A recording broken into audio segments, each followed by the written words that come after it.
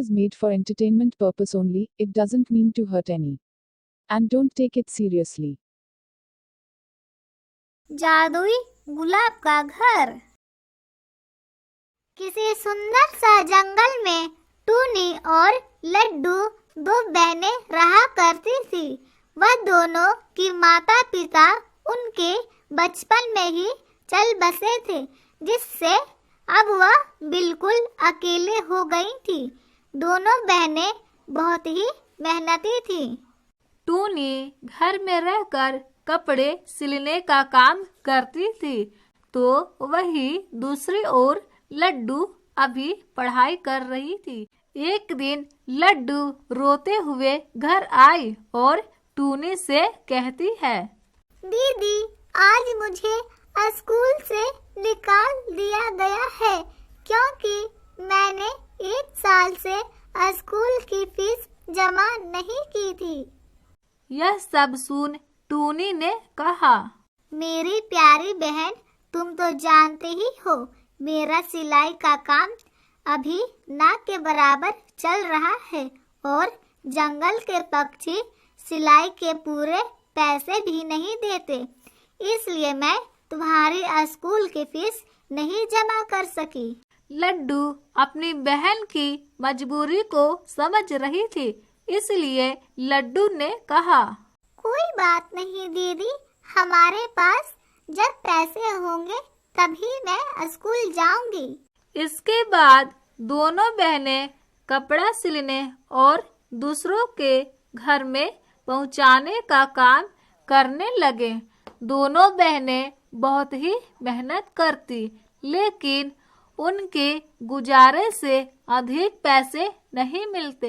एक दिन जब टूनी और लड्डू सो रहे थे, तभी उनके घर में आग लग गई। दोनों बहनें तुरंत घर से बाहर आ गईं और अपने घर को जलता हुआ देखकर रोने लगी। घर को राख में बदलता हुआ देख लड्डू ने टूनी से कहा, दीदी, अब हम कहाँ जाएं? अब तो हम बेघर हो गए हैं।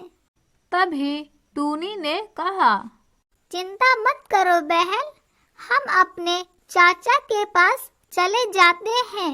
वह पिताजी से बहुत ही प्यार करते थे, वे हमें जरूर अपने घर में रख लेंगे। दोनों बहनें अपने चाचा के पास चले गए। चाचा के पास पहुँचे, फिर उनके चाचा ने उनसे कहा, बेटे, बहुत दिनों के बाद तुम्हें मेरी याद आई। तभी टूनी ने अपनी सारी बातें अपने चाचा को बता दी।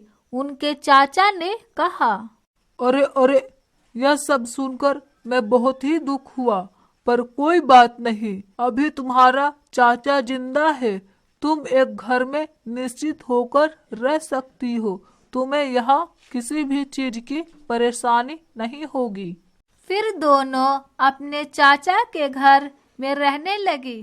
कुछ दिनों के पश्चात टूनी के चाचा और उनकी पत्नी आपस में बात कर रहे थे और उनकी पत्नी ने कहा, अजी, आपका दिमाग तो सही है ना? इन दोनों को आपने अपने घर में रख तो लिया है, लेकिन कल इनकी शादी भी करनी पड़ेगी और इसका भी भार हमारे सर ही आएगा। देखो जी, कान खोलकर सुन लो, इस घर में या तो ये रहेंगे या फिर मैं, फैसला तुम्हें ही करना है। यह सुन टूनी के चाचा ने कहा, अरे, ये दोनों बिन माँ बाप की बच्चियां हैं, उनको बस हमारा ही सहारा है। अगर हम भी उन्हें छोड़ देंगे तो उन्हें कौन रखेगा और वो कहाँ भटकते रहेंगी। काफी देर समझाने पर भी अपनी बातों पर अड़ी रही और उन्हें घर से निकालने को कहते ही रही।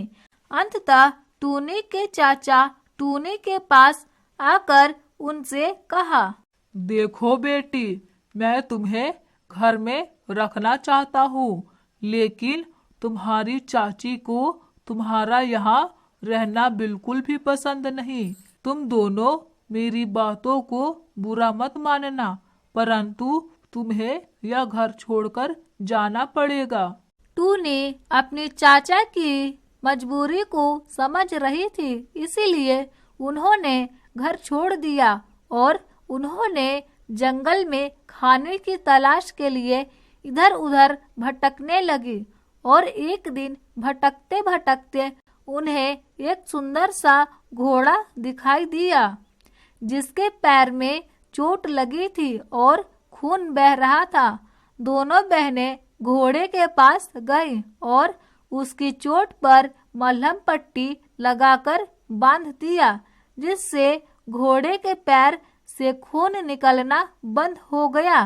तभी घोड़े ने कहा, तुम दोनों कौन हो? टूनी ने अपनी सारी कहानी घोड़े को बता दी। घोड़े ने कहा, तुम दोनों का दिल बहुत ही साफ है। मैं तुम्हें यह गुलाब देता हूँ। इसे तुम जहाँ जमीन में लगाओगी वहाँ एक जादुई गुलाब का घर बन जाएगा, जो कभी भी नष्ट नहीं होगा। इतना कहने के बाद वह घोड़ा अदृश्य हो गया।